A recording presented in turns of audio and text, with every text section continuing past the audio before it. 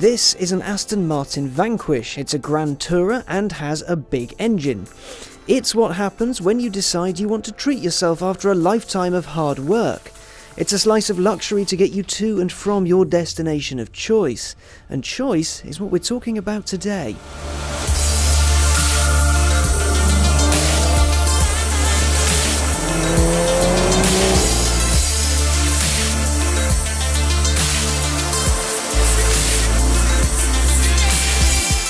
A cynic or a conspiracy theorist may say that choice is an illusion and other such nonsense, but when you've got the thick end of 200 grand in your pocket, you can choose pretty much anything or any car you want, unless of course it costs more than 200 grand.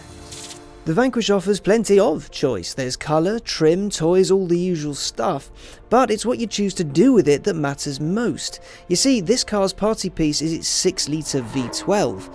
It kicks out 568 brake horsepower and 456 pound-foot. It'll crack 200 miles an hour if you've got the space, and you'll get from 0 to 62 in 3.8 seconds. And that makes it the quickest accelerating full production car Aston has ever made.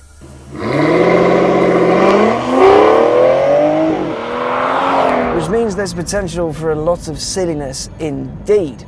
Now, when this generation of Vanquish launched, it had a different gearbox, but Aston changed it for an 8-speed ZF, and it's unlocked the car, giving it a shade more mental, and it's also upped the MPG. Aston says it'll do 31 miles to the gallon on the motorway, and I can safely say that it does do that. It even did 32, and then I accelerated back up to 70 miles an hour, and it plummeted, but still, progress. Which of course you could choose to do. You could drive this 6-litre V12 monster slowly along the motorway to your heart's content, or you could take a moment to sit back and think about just what you're doing. This is a special bit of kit.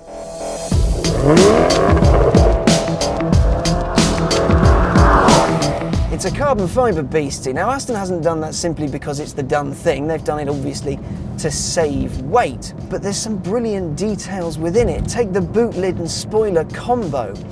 It's a single piece. Do you have any idea how complicated that is to make out of carbon fibre? But Aston, keen to push the game forward, went and did it, and it's beautiful. It's less a boot lid and more a work of art.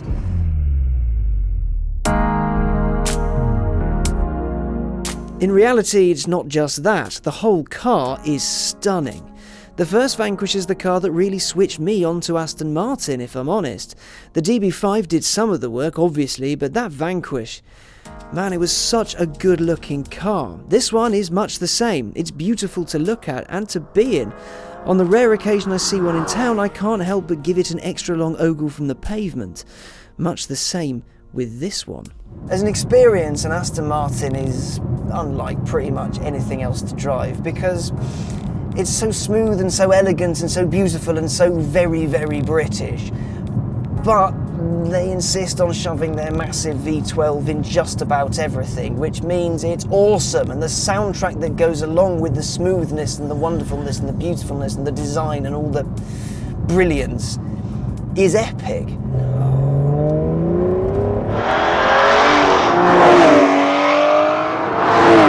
Noise aside, this has a lot of power, as I mentioned earlier, and it's not shy about it.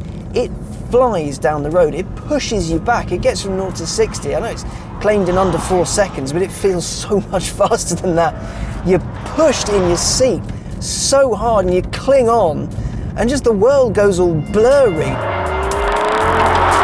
One of the things about this car that is absolutely fantastic is the gearbox. Now, I know I've had beef with Aston's gearboxes in the past. The V12 Vantage S Roadster being the last one. I think that's one of the least pleasant gearboxes I've ever used because it just doesn't know what it's doing. This, however, because it's from ZF and they know how to make gearboxes, is sublime. It changes seamlessly, smoothly, quietly. No, it's not all double clutch megeriness, but it just does its thing. The Vanquish's interior, as one would expect from a handmade British sports car, is lovely. The thing I really, really like about it though is all this touch screen in the middle. It's got a little bit of haptic feedback, so when you touch it, it vibrates a bit. The UI with all the infotainment stuff is really, really nice. Now, it might not be as modern as something, say, you get on a Porsche or an Audi, but at the same time, it does its job really nicely.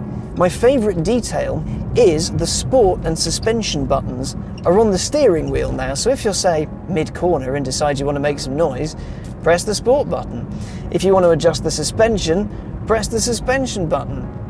I mean, honestly, there's very little about this car that I would change. The interior is a little bit dark for me, but that is genuinely it. It feels good, the gearbox is great, the brakes are fantastic, and it is ferociously fast. There is another thing, actually, I'm not a huge fan of. Even though this is a massive car, the visibility isn't fantastic. The bonnet's very long and also very low, so it kind of drops off. The windscreen itself is quite small, so you can't really see when you're nosing it in. I imagine that comes with practice.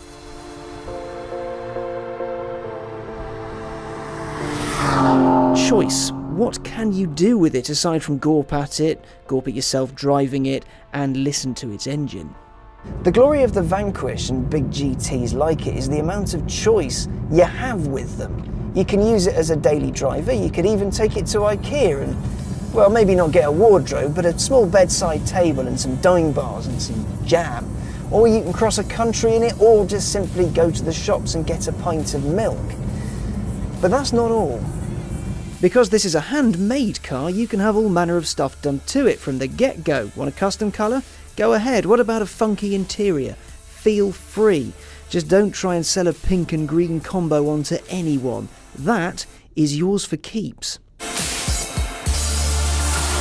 Should you wish to do something a little more extreme with your Aston Martin, there is the Works and Q divisions. Now, the sky really is the limit with those guys. So long as it'll fit in the car, they'll do it for you.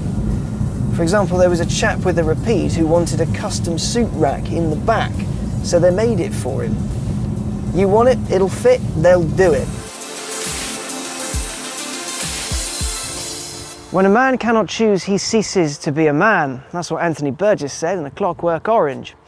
Over the course of a life, you'll have to make many choices, high road or low, take the job, don't take the job, foot down or lift off. Choose wisely and you'll be able to see some incredible things in some amazing places. And make sure you pick something awesome to take you on that journey, because after all, you don't want to choose a boring life, do you?